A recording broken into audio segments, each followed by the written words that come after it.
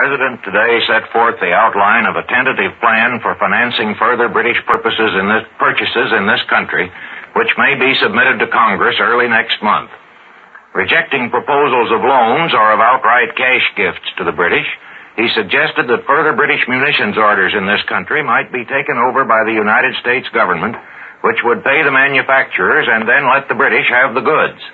Theoretically, however, the guns and planes and shells and so on would only be leased to the British or perhaps sold subject to mortgage.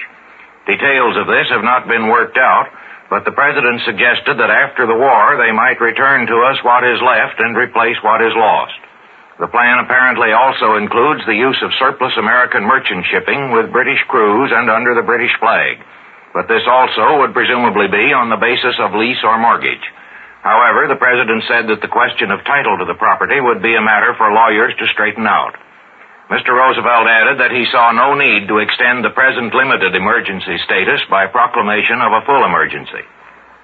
Secretary Hull also told public officials today that production must be increased as the British would face the crisis in the first half of next year. And the same point was made tonight by Lord Beaverbrook, British Minister of Aircraft Production, who told his people in a broadcast that they were much too confident and that they would have to expect an attempted invasion by land and sea, but especially by air, before next spring.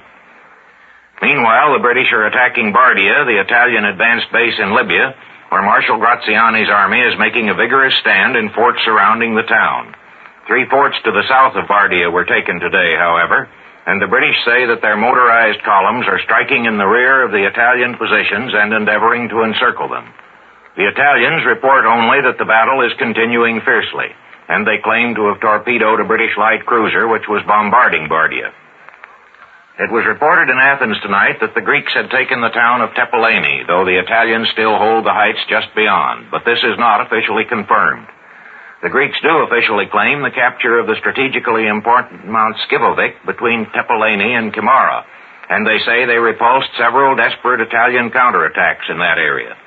But apparently one of them was not repulsed, for the announcement in Athens that the Greeks are bombarding the port of Palermo, which they captured several days ago, indicates that the Italians have retaken it.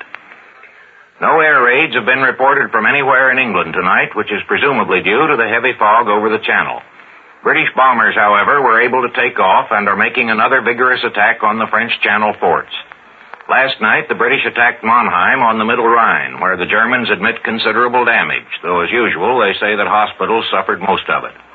Some of these British bombers, however, appear to have got 100 miles off their course and raided the Swiss city of Basel, where several persons were killed. The Swiss government has protested and demanded compensation. In London, it is offered in excuse that Basel has been blacked out like German cities on the demand of the Germans, who were afraid its lights might guide British raiders.